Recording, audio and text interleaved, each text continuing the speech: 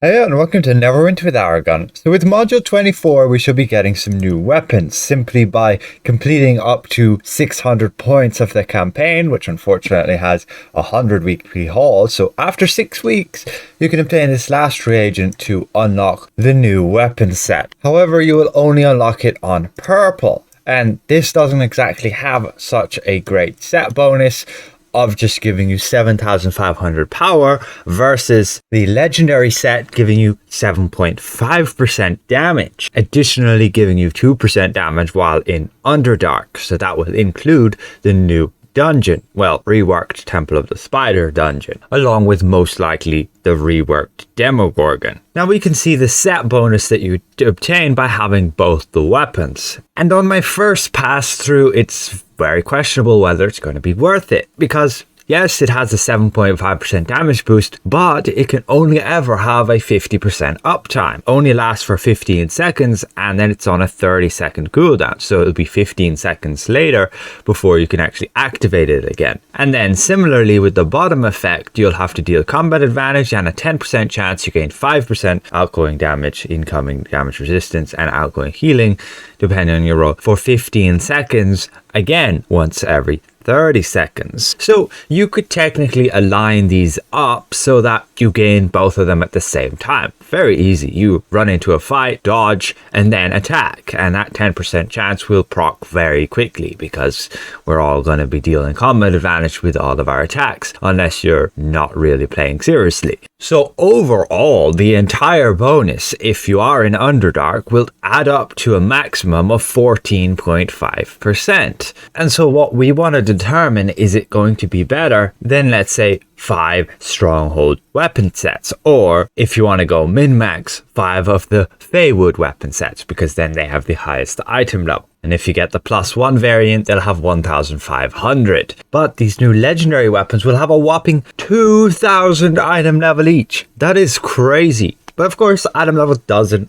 matter in scaled content. But before we compare, there's one thing to note as well. You will see that it has +100 damage written just there. And this is for me as a rogue with 2 weapons. So my other weapon also has +100 damage. So you're gaining a total of 200 more damage. And do you know what that is in relation to item level? It's 2,000 more item level, meaning this set in total gives a freaking 7,000 effective item level. Now, it's unlikely that that damage is going to be affected by scaling, making it really good in scaled content. When you're set to a certain item level, having an additional 100 damage, the lower amount of damage you have, the better that is. So let's move on to comparing them. The Stronghold weapons versus the new weapons. Now let's start with the worst case scenario where you're not in Underdark and this 200 extra damage is not boosted by 20% because you're a DPS.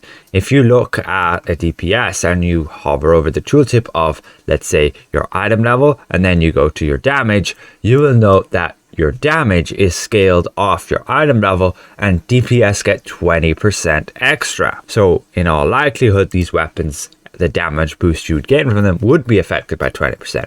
But suppose they're not, that would just end up being the effectiveness of 1,666 item level. So we can see that difference. They already have 1,000 item level difference because of, you can see this is 2,000 item level versus 1,500 on a +1 from the best Stronghold weapons. So you can see the difference is under 1% between ×5 of the Feywood weapons, or 5 times the Stronghold weapon bonus, versus the module 24 weapons. And this is the worst case scenario. You're not in Underdark. So the reason why this is 56.3% is because we're going from 50% base, adding 10% for the Stronghold weapons and adding 6.3% for the module 24 weapons. And again, the reason for this is because of the 7.5% here and the 5% from here. However, with half uptime on both of them, the 7.5%, you half that added up to the 2.5% from half 5, and you're ending up with that 6.3%. But with the sheer item level increase, it makes it that nearly 1% better. Now, in the middle case scenario, let's say the damage is modified by 20% extra for DPS, then you'd be up there of a 3000 item level difference. And you can see it's then over 1%, 1.3%. And then the best case scenario where you have the damage modified and you're in Underdark running like Demogorgon or Temple of the Spider or just in the zone, you can see, yes, you go up by 2% here and you end up with a 2.62% overall damage increase compared to running 5 times Stronghold weapons.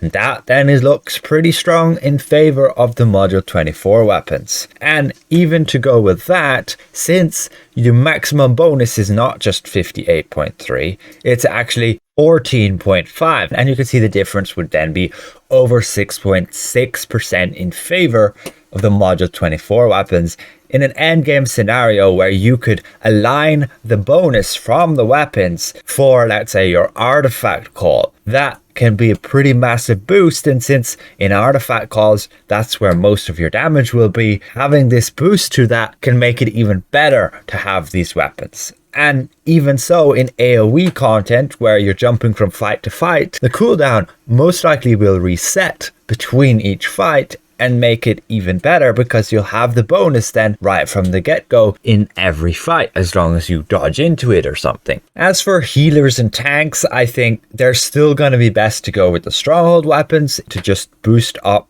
the DPS's damage. However, if you need that extra survivability or the extra healing, well, you might want to switch over to like Lionheart if everybody's moving to these new Module 24 weapons. However, on a healer, they're not too bad as that damage should affect also your healing. You'll just have to remember to make sure to dodge, block, sprint, or shadow slip before you begin healing in like your burst, and then it's going to be much harder to obtain this extra boost here of the 5%. But the damage bonus alone with the item level in non-scaled content is going to be huge, and I think healers would also want to run with these. And to be honest, then if nobody's running the Stronghold set in your party, tanks could very much also just go with these. Now, last thing to note would be in scaled content where item level doesn't really matter at all. Well, let's say you're scaled down to 30,000. Well, you'll still gain the effective item level boost because of the extra damage of, let's say, not modified by 20%, the 1666. You can see it's a 3% increase in scaled content versus 5 Stronghold weapons with just 10% boost. Again, that's not an insignificant amount.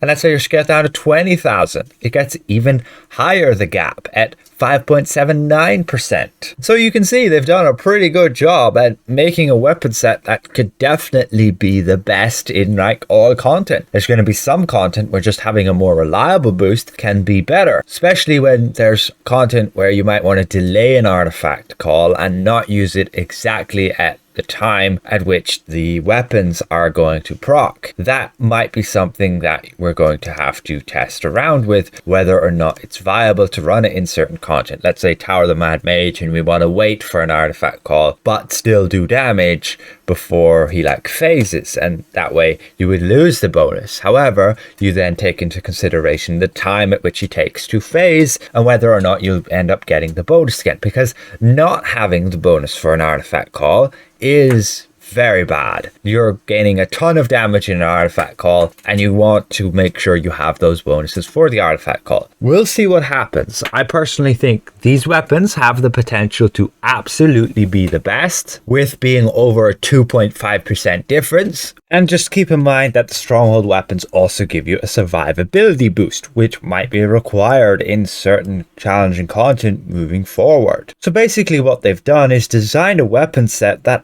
has quite a high skill ceiling to be able to make sure you're actually gaining the damage bonus when you want to, along with whether or not your party can actually play around that in an end game, whether you can make the artifact call fit with the damage boosts or not. So in conclusion, these new weapons, from what I can tell right now, are going to be best in slot for everybody. All roles, tanks, healers and DPS. A big part is just the main base damage that you're gaining through them, which effectively increases your item level by another crazy amount, and so you'd end up with over 2.5% extra damage boost, especially when in Underdark. With that said, I'd like to give a special thank you to all of these channel members for their continued support. And if I presented this well, consider leaving a video a like. And if you're new around here, consider subscribing. We'll see you guys around. Goodbye for now.